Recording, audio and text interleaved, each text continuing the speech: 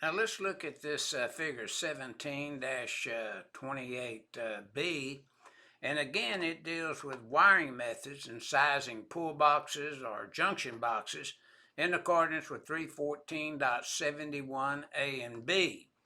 Now notice, let's just review the very top of the pull box or junction box, and you have those conduits pulling straight through on each side.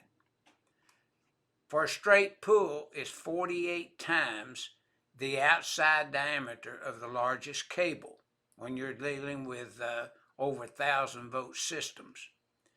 Now for an angle pull, again, let's just look at the top conduit to the right, coming in at the top, and then let's just go over and come down in a 90-degree bend and notice the conduit to the outside wall at the bottom.